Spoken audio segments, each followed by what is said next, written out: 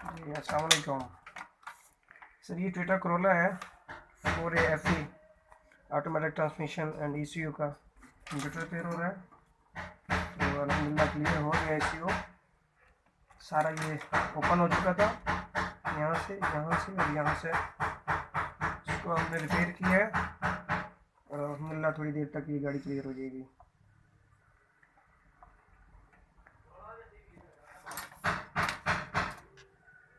हर किस्म की ECU हम लोग रिपेयर करते हैं यहाँ पे अल्हम्दुलिल्लाह।